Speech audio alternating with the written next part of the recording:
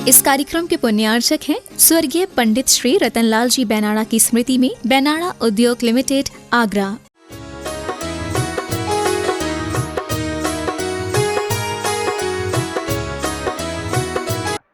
बस ऐसा करना है, जब जब आपको अपना बच्चा नजर आए तो दुनिया के सारे बच्चों को अपना बच्चा मान लेना। मान सकते हो? नहीं मान सकते। सारे बच्चों को अपना बच्चा मान लो, क्या जाता है। प्राणी मात्र को अपना जीव, अपना बच्चा मान लो। फिर देखो, आप तीर्थंकर की माँ बन जाओगे। बिल्कुल सही कह रहे हैं। ये तीर्थंकर न भी बन पाओ तो तीर्थंकर की माँ बन जाओगे, और तीर्थंकर बन जाए तो कहना ही क्या। यानी हर स्थिति में बेनिफिट ही बेनिफिट है, लाभ ही लाभ है। लूज करने की तो कोई बात है ही नहीं, खोने की तो कुछ बात है ही नहीं। ठीक है, कंजूसपना छोड़ दोगे। चलो शुरू करें 5 मुद्राओं से। सर्वप्रथम अर्यंत मुद्रा। ओम अर्हं नमः। ओम अर्हं नमः। ओम अर्हं नमः। ओम अर्हं नमः। ओम अर्हं नमः। ओम अर्हं नमः। ओम अर्हं नमः। अर्हं नमः। ओम अर्हं नमः। ओम अर्हं नमः। ओम अर्हं नमः। ओम अर्हं नमः। ओम अर्हं नमः। ओम अर्हं नमः। ओम अर्हं नमः। ओम अर्हं नमः। अच्छे से, थोड़ा और तेजी से, और अच्छे से, और रिलैक्स। चलो 5वीं मुद्रा। ओम अर्हं नमः। ओम अर्हं नमः। ओम अर्हं नमः। ओम अर्हं नमः।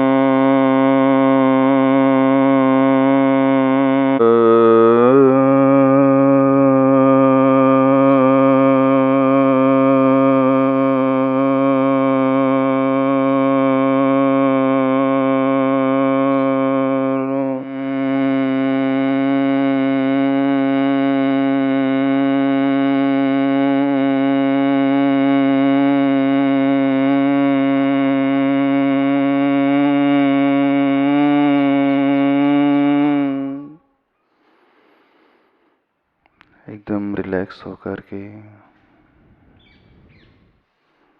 दृष्टि अपनी श्वास की ओर। ओम के स्मरण पूर्वक श्वास भीतर जाए, अर्हं बीजाक्षर के स्मरण पूर्वक श्वास। इस भावना से मन की सारी विकृतियां बाहर हों। मेरा मोह जो सीमित है उसे मैं असीमित बना के लिए मैं जीता हूँ। उन एकेंद्रीय जीवों के भीतर भी चेतना है, प्राण है, वे भी जीते हैं, लेकिन मैं समझता ही नहीं कि वे जीव मात्र हैं। उनके प्रति उस अनुकंपा से भरें, उस वात्सल्य से भरें, वात्सल्य से भर करके जैसे अपने बच्चे को चाहते हैं। उसके दुख को आप देख नहीं सकते, उसकी पीड़ा को आप सह नहीं पाते, व्यथित हो उठते हैं। ठीक वैसे ही उस एकेंद्रीय प्राणी के प्रति अपने हृदय में करुणा लेकर के आए।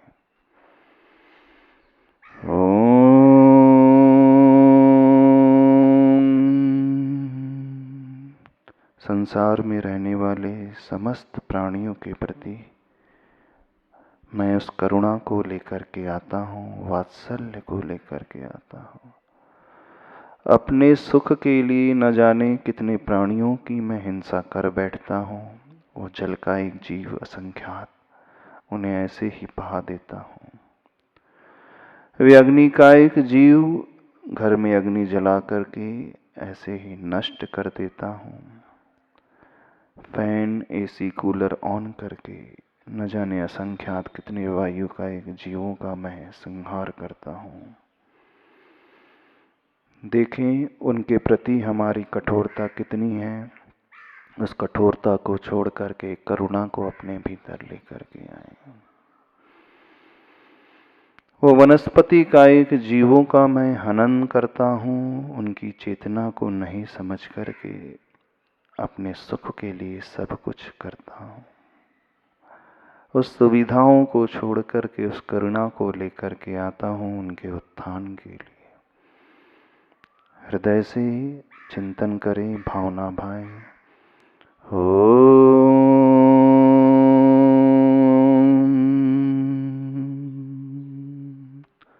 घर में रहने वाले ओवरहेड टैंक्स में, पानी में वे बिलबिलाती हुई इल्लियां, दो इंद्री जीव, लट आदि पानी के प्रयोग से वे मर जाते हैं। गीजर के प्रयोग से उनकी हत्या हो जाती है।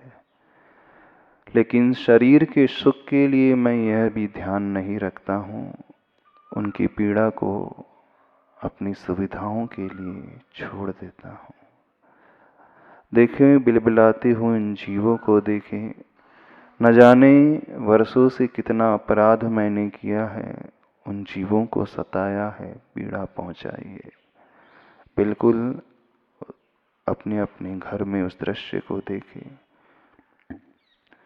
नाली में पानी बहा देते हैं, बहते हुए पानी में वे दो इंद्री जीव घुट घुट करके मर जाते हैं। पीड़ितों को देखें, उन मनुष्यों को चिंतन करें जिनके पास खाने के लिए रोटियां नहीं होती हैं, न रहने के लिए छत है। इस लॉकडाउन के पीरियड में जो बिलक बिलक करके अपने प्राणों से हाथ धो बैठते हैं, उनकी पीड़ा को देखें, हृदय से देखें, भावना भाएं। उनके कष्ट, उनके दुख दूर हों प्रभु।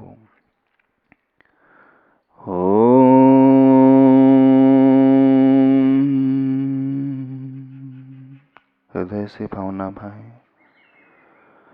सुखी रहें सब जीव जगत के,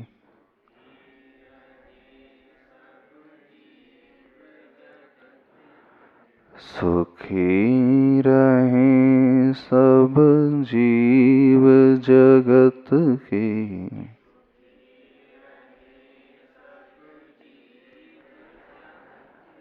मैं भी कैसी माँ अथवा पिता हूँ, सिर्फ अपने परिवार के बारे में सोचता हूँ, अपने बच्चों के बारे में सोचता हूँ।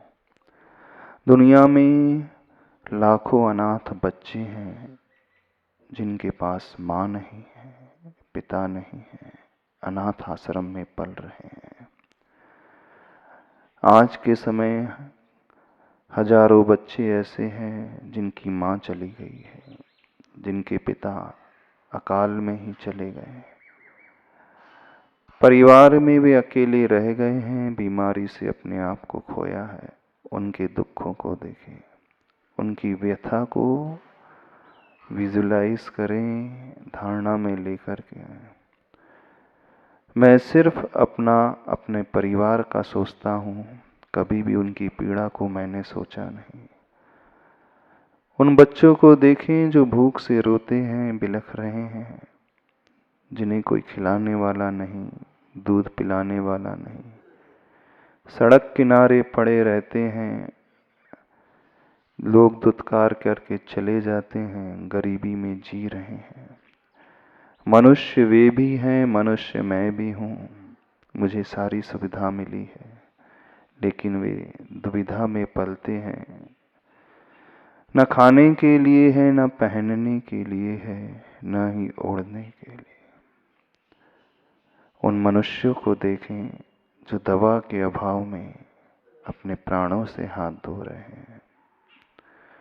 सुखी रहे सब जीव जगत की,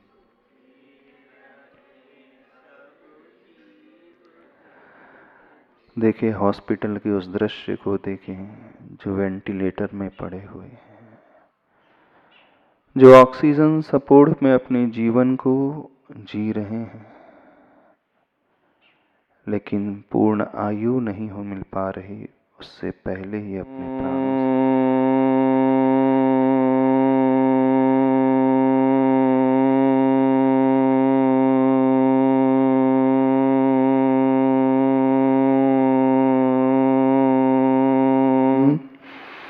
दोनों हाथ जोड़ने, हृदय के निकट ला करके मंगल। ओम अरहम परम शांति।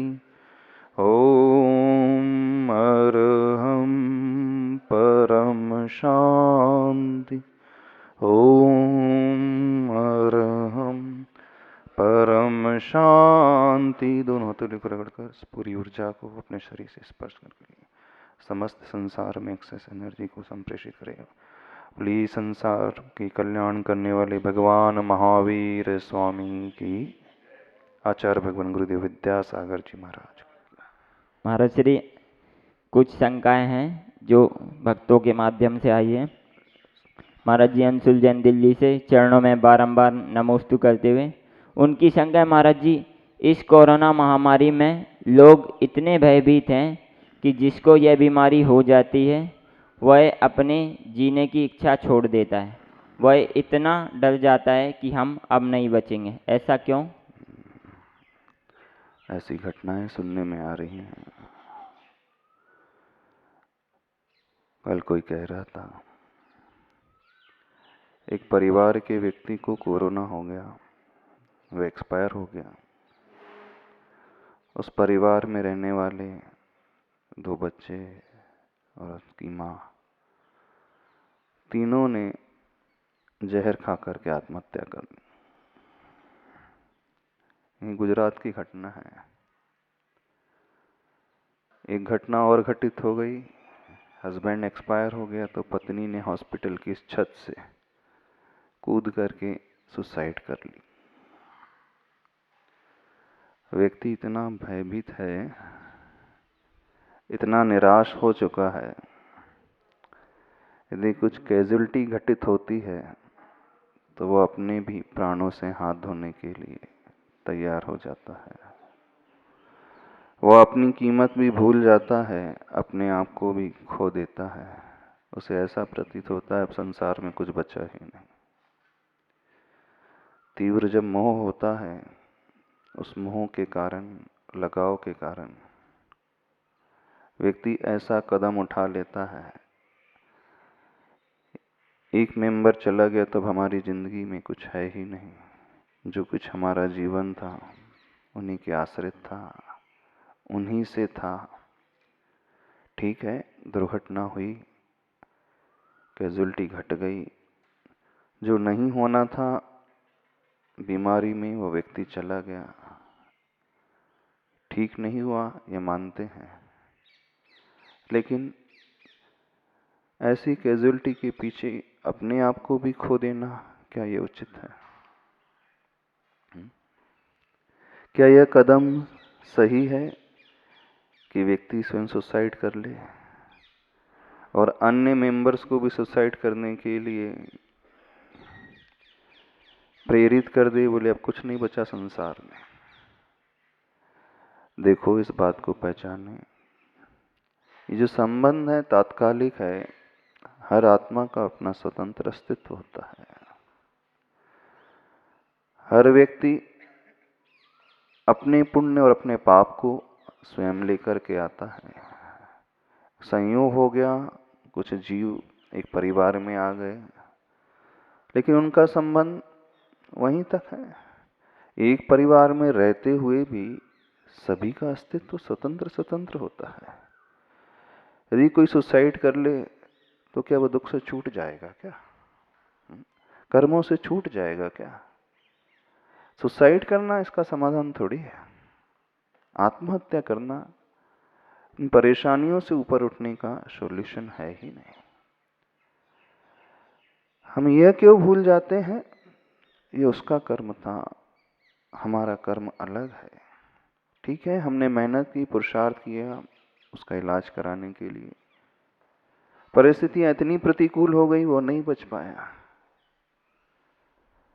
अब वो नहीं बच पाया, इस पर्याय में नहीं रह पाया, तो हम भी अपने आप को नष्ट कर दें, सुसाइड कर लें, ये तरीका बिल्कुल गलत है। भगवान महावीर स्वामी जी कहते हैं, हिंसा पर की ही नहीं होती है, हिंसा स्वयं की भी होती है। और जो स्वयं की हिंसा से बचता है, या यूं कहें जो पहले स्वयं से प्रेम करता है, स्वयं को चाहता है, वही व्यक्ति सही मायने में अहिंसा धर्म का पालन कर सकता है। प्राय जब जब धर्म की बात आती है, अहिंसा की बात आती है, करुणा की बात आती है, तो यह समझा जाता है कि हाँ, हमें उससे बचाना चाहिए, उन जीवों को बचाना चाहिए, उन जीवों की रक्षा करना चाहिए, एक इंद्रिय से पंचेंद्रिय जीवों को अच्छे से केयर करना चाहिए, हमारे द्वारा अन्य का घात नहीं होना चाहिए। लेकिन यह क्यों भूल जाते हो? अन्य से पहले हम स्वयं हैं। मात्र अन्य की ही हिंसा हिंसा नहीं कहलाती, स्वयं की हिंसा, स्वयं का घात, वो और बड़ी हिंसा कहलाती है, वो और बड़े पाप के आश्रव का कारण है।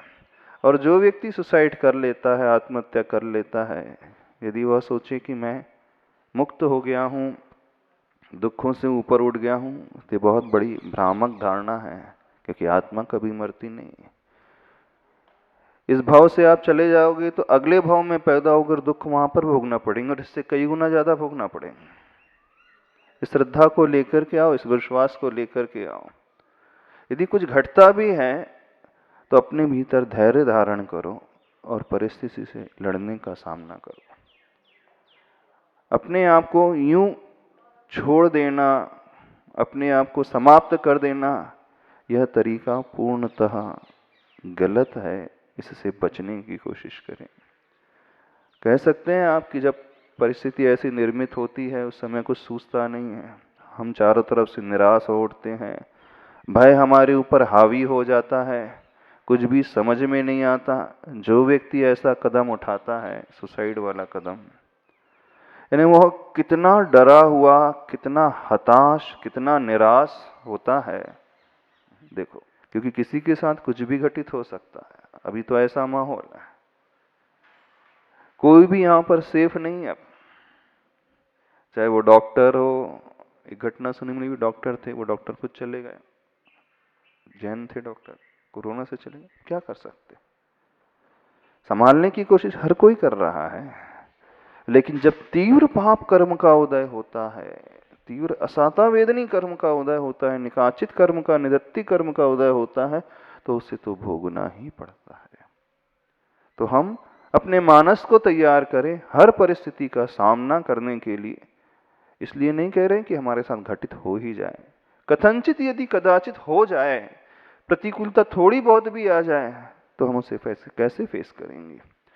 इस प्रकार के मानस को पहले से बना करके रखेगा जो व्यक्ति, वह आगे बढ़ जाएगा। वह उस सैनिक की भांति जो पहले से प्रिपेयर रहता है, यदि आक्रमण हुआ तो मैं कैसे सामना करूंगा। सोते रहेगा तो कुछ नहीं होगा। तो जिंदगी को भी इस रणभूमि की भांति देखिए, वर्तमान में तो खासकर।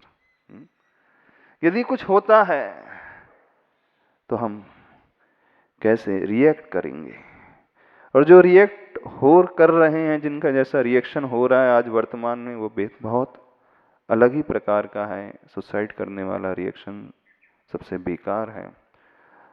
आज सभी लोग से कहना चाहते हैं, एक नियम ले लो अपने जीवन में। ले सकते हो? बहुत बड़ा नियम दे रहे हैं। परिस्थिति कैसी भी क्यों ना हो, हम सुसाइड कभी नहीं करेंगे। ले सकते हो नियम? ना किसी को प्रेरित करेंगे। अब थोड़ा सुसाइड और किसे कहते पता है, जानते हो? सुसाइड मतलब अपने प्राणों का घात करना। और प्राण कितने होते हैं? 10 होते हैं। 5 इंद्रियां भी हमारे प्राण कहलाती हैं, मनोबल, वचन बल और काय बल भी हमारे प्राण कहलाते हैं। 8 आयु, 9 और श्वासोच्छ्वास 10वां प्राण कहलाता है। सिर्फ आयु समाप्त होने का नाम ही व्यक्ति समझता है कि मेरे प्राण चलेगा, ऐसा नहीं है। जब हम अपने मनोबल को क्षीण करते हैं तब भी मानना हम आत्महत्या कर रहे हैं। जब हम अपने काय बल को नष्ट करते हैं, खोते हैं, तब भी मानना हम सुसाइड कर रहे हैं। और ये मनोबल क्षीण कब होता है, कैसे होता है? जब जब व्यक्ति डरता है, भय से ग्रसित हो जाता है, जब जब व्यक्ति कषाय से प्रभावित हो जाता है, तब तब मानना उसका मनोबल गिरता है। पालन कर सकते हो सुसाइड नहीं करने का नियम? आयु रूपी प्राणों को घात करने के लिए अकेले नहीं कह रहे हैं हम। और कौन से प्राणों को बचाना है? मनोबल प्राण को बचाना है। सबसे ज्यादा प्रमुख जो इंपॉर्टेंट है मनोबल है, उसे बचाना है। तो कैसे बचाओगे? डरोगे तो नहीं, कषाय से प्रभावित तो नहीं होगे। जब व्यक्ति क्रोध से प्रभावित होता है ना, गुस्से से भरता है, तब भी उसका कायबल क्षीण होता है, इस बात को समझना। तो आपने अपने कायबल को खो दिया। जब व्यक्ति अहंकार से ग्रसित होता है तब भी उसे कुछ सूझता नहीं है, कुछ दिखता नहीं है। न उस समय उसका मनोबल काम करता है, न ही उसका उस समय कायबल कार्य करता है। समझ रहे हो कि नहीं? यानी जो अपने प्राणों को बचाना चाहता है, अपनी पूर्ण आयु जीना चाहता है, उसके लिए कैसा संभव होगा? उसके लिए तब संभव होगा जब वो अपने कषायों पर नियंत्रण करके चले। तब संभव होगा जब अपने भय की उदीर्णा पर कंट्रोल करके चले, वो निडर बना रहे, निर्भय बना रहे। यह तब संभव होगा जब अपने मोह के ऊपर प्रहार करे। तब यह पालन होगा जब व्यक्ति अपने उस मोह से प्रभावित होने से बच पाएगा, कषायों को अपने कंट्रोल में रखना सीख पाएगा, तभी व्यक्ति आत्महत्या से बच सकता है। कठिन है, सरल है नियम। जो आत्महत्या नहीं करता वो क्या करता है? वो व्यक्ति कभी डरेगा नहीं, वो व्यक्ति कभी कषाय से प्रभावित होगा नहीं, निमित्तों से प्रभावित नहीं होगा वो व्यक्ति।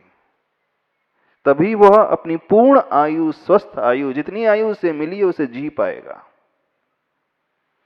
तो जो सुसाइड कर रहे हैं आज वर्तमान में, एक तो पूर्ण रूप से अपने आप को समाप्त कर रहे हैं, उनसे भी कहना है, अथवा जिनके मन में ये भाव पैदा हो रहा है कुछ नहीं बचा संसार में, इतने निराश हताश हो चुके हैं।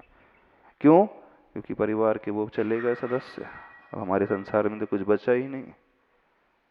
तो खासकर उनसे कहना है, इतनी जल्दी घबराओ नहीं, संसार को देखो, समय के अनुसार सब कुछ व्यवस्थित होगा।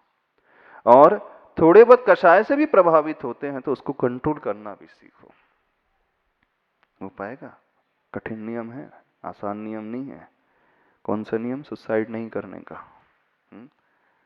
एक अज्ञानी व्यक्ति है, पूर्ण रूप से समाप्त कर लेता है, लेकिन जो थोड़ा अपने आप को ज्ञानी मानता है वो कहता है कि नहीं, हाँ मैं तो वो सुसाइड नहीं करूंगा, मारूंगा नहीं अपने आप को, लेकिन कुछ तथाकथित ज्ञानी पल पल अपने आप को मारते रहते हैं कषाय कर करके, है ना।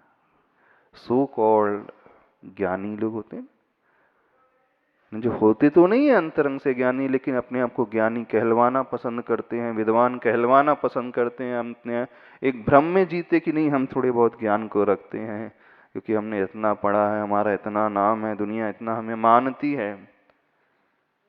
उनसे भी कहना है, पल पल मत मरो। एक वो मर रहे हैं तो वो एकदम से मर रहे हैं, और एक व्यक्ति जो है कषाय कर करके अथवा भय से प्रभावित होकर के पल पल मर रहे हैं, उनसे भी कहना है, इतना संयम यदि भीतर आ जाए तब समझना हम अपनी पूर्ण आयु को जिएंगे, तब समझना हम आत्महत्या नहीं करेंगे। तो वस्तु स्वरूप को पहचाने, अपनी स्वतंत्र सत्ता को पहचानने की कोशिश करें, क्योंकि हर आत्मा का स्वतंत्र अस्तित्व है। तो परिवार के सदस्य हो सकते हैं, लेकिन एक संयोग संबंध के द्वारा मिल गए हैं, लेकिन आपका अस्तित्व उनसे भिन्न है और उसका अस्तित्व आपसे भिन्न है। भले ही वो माता पिता हो, हस्बैंड वाइफ हो, पिता पुत्र हो, आप एक माध्यम बने थे उन्हें जन्म देने के लिए, लेकिन वो आत्मा स्वतंत्र थी, कहीं और से आई थी। और आत्महत्या करने से आत्मा नहीं मरती है, समझ लेना। आत्मा तो रहती है, दूसरी गति में पहुंच जाएगी, वहां पैदा हो जाएगी और वहां फिर तिल तिल करके मरेगी। दुख वहां पर इससे भी अधिक होंगे। तो हम इस प्रकार के कदम उठा करके दुखों से नहीं बच सकते। थोड़ा ये जो दृष्टि लोगों ने बना करके रखी है, ये दृष्टि बिल्कुल गलत दृष्टि है। इस दृष्टि को बदलने की कोशिश करें। और कैसे संभव होगा? तो मनोबल मजबूत बनाने से ही संभव होगा, इसका और कोई समाधान नहीं है, और कोई रास्ता है ही नहीं। तो मनोबल इतना मजबूत बनाओ, इतना मजबूत बनाओ, परिस्थिति हावी हो उससे पहले ही हम तैयार रहें कि नहीं, हम मजबूती से खड़े हुए हैं। जब डर लगने भी लगे, मान लो कुछ हो भी जाए, घटना इस प्रकार से घट भी जाए, तो उन पुरुषों को याद करो। किन को याद करना है? देखो, जब हम लोग गणधर वलय पाठ करते हैं तो उसमें एक मंत्र आता है, बहुत महत्वपूर्ण मंत्र है, नमो मन बलीनम। यानी ऐसे मुनिराज, ऐसे रिद्धिधारी मुनिराज जो मन बल के बहुत ऊपर उठे हुए, मनोबल जिनका बहुत ऊपर उठा हुआ होता है, एक अंतर्मूर्त में सारे द्वादशांग का पाठ कर लेते हैं, कितनी भी विपरीतता क्यों नहीं आए उन्हें कोई फर्क नहीं पड़ता। तो उन मुनिराज को याद करोगे तो हमारा मनोबल मजबूत बनेगा। ठीक है, करोगे? तो अपने द्रव्य मन में उन मुनिराज को बैठाना। द्रव्य मन कहाँ होता है? अपने हृदय में अष्टपंखुड़ी के आकार का एक कमल होता है। तो उस अष्टपंखुड़ियों में एक एक बीजाक्षर को बैठा करके उनका ध्यान करना। कौन सा मंत्र? ओम, उसकी कर्णिका में बैठाना, ह्रीम णमो मन बलीनम। ओम ह्रीम णमो मन बलीनम। ये 8 अक्षर 8 पंखुड़ियों में बैठाना। और ह्रोम ओम बीजाक्षर जो है उसकी कर्णिका में बैठाना। क्योंकि आचार्य भगवान कहते हैं भाव मन द्रव्य मन पर आधारित होता है, और द्रव्य मन हमारे हृदय में अष्टपंखुड़ी के आकार के कमल की रचना को लिए हुए है। तो अष्टपंखुड़ी का कमल बहुत सूक्ष्म होता है, उसकी एक एक पंखुड़ी में एक एक बीजाक्षर को बैठाओ, और इस जाप को भी करोगे, इनका ध्यान भी करोगे, तो इसका असर आप अपने जीवन में देखना, आपका मनोबल मजबूत होगा। बिल्कुल तरीका बता रहा है। एक तो मानसिकता को परिस्थिति के अनुसार हावित ना होने दें, बल्कि उस पर हावी हो। और दूसरा तरीका, जब डर लगने ही लगे, भय लगने ही लगे, तो उन मुनिराज को याद करो, रिद्धि से संपन्न, जो मनोबल से सहित होते हैं। ठीक है, करोगे ना? तो देखोगे कौन से मुनि महाराज को, आज कौन से रिद्धिधारी मुनिराज को विजुलाइज करोगे। वर्तमान में तो आपने देखे नहीं है, तो आचार्य भगवान को विजुलाइज कर लेना। देखो आचार्य भगवान का मनोबल कितना मजबूत है। अरे अपने जीवन में तो इतनी सी परेशानी आती तो अपन घबरा जाते हैं। आचार्य भगवान को देखो तो सही, आप लोग देखा है ना, दर्शन किया है कि नहीं? उनके जीवन की परेशानी यदि आप देखोगे, कोई पता ही नहीं, कितनी विपरीतता आती है, फिर भी वे कभी नहीं घबराते हैं। तो मानस पटल पे उनकी छवि को ला करके ओम द्रव्य मन में, क्योंकि हमारे भीतर है हृदय के में अष्टपंखुड़ी के आकार का द्रव्य मन भीतर, जैसे 8 पंखुड़ियां होती हैं और बीच में। ठीक है, चलो 5 मुद्राओं से शुरुआत करते हैं। पहले यार मुद्रा, ओम अरहम नमः, ओम अरहम नमः, ओम अरहम नमः, ओम अरहम नमः, ओम अरहम नमः, ओम अरहम नमः, ओम अरहम नमः, ओम अरहम नमः, ओम अरहम नमः, ओम अरहम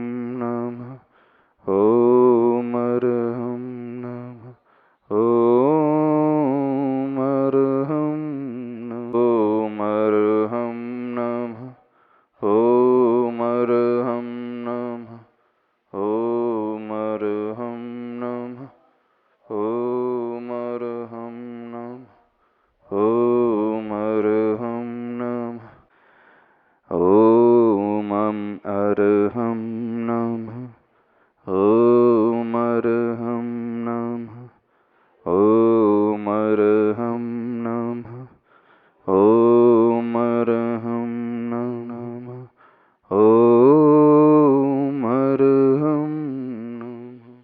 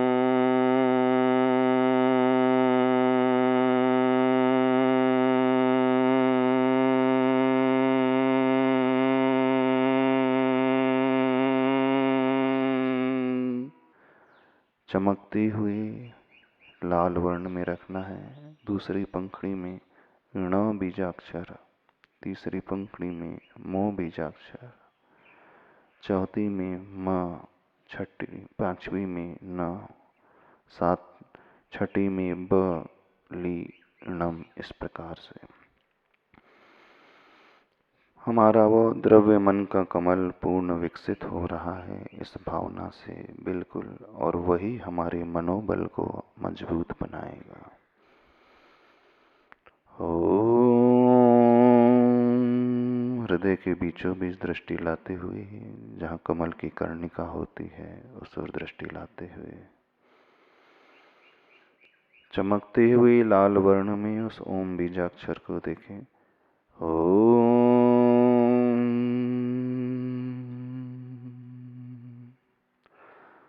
जब कमल पूर्ण खिल जाता है सूर्य की लालिमा को पाकर के प्रातःकाल, ऐसे ही मैं अपने उस सूर्य को जागृत करते हुए कमल को जगाता हूँ। ओम। दृष्टि अपने हृदय के बीचों बीच लाएं और कहीं नहीं। पहली पंखुड़ी पर दृष्टि लाते हुए ह्रीं,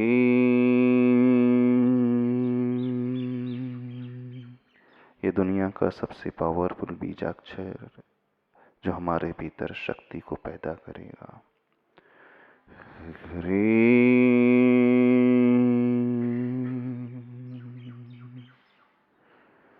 दूसरी पंखुड़ी पर दृष्टि लाएं, वहां पे ण बीजाक्षर लिखा हुआ देखें जो हमारे अहम को गलाएगा।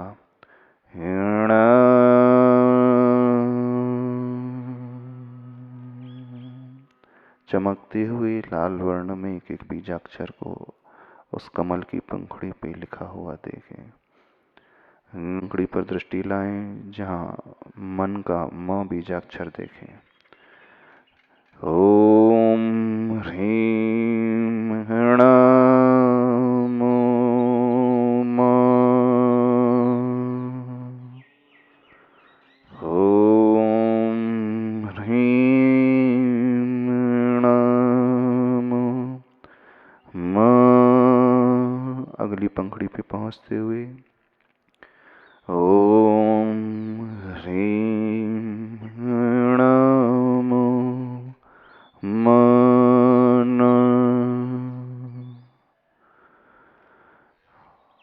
ओम ह्रीं ह्णामो म न ब। सातवीं पंखुड़ी पे ली बीजाक्षर लिखा हुआ और आठवीं पिंडम। ओम ह्रीं ह्णामो म न ब ली। अंतिम पंखुड़ी पे दृष्टि लाते हुए आठवीं पे ओम ह्रीं ह्णामो म न ब लीणम्।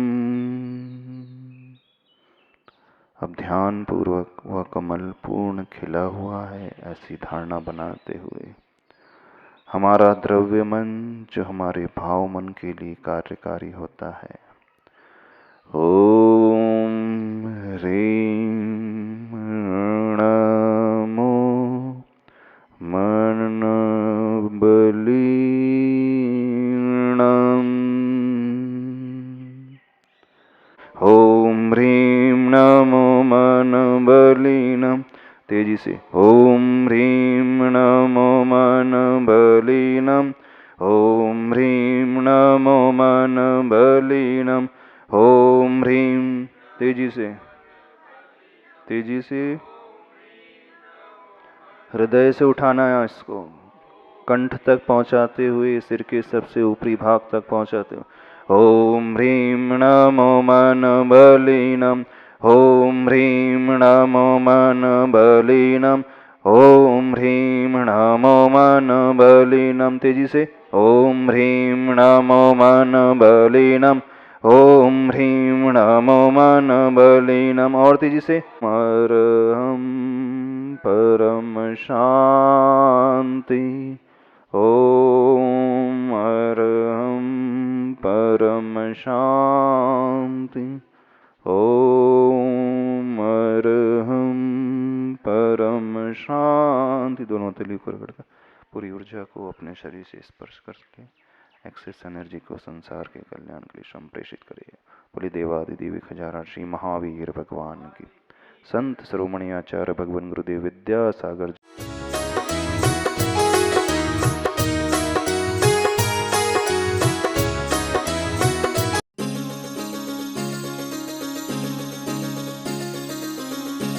इस कार्यक्रम के पुण्यार्चक थे स्वर्गीय पंडित श्री रतनलाल जी बैनाड़ा की स्मृति में बैनाड़ा उद्योग लिमिटेड, आगरा।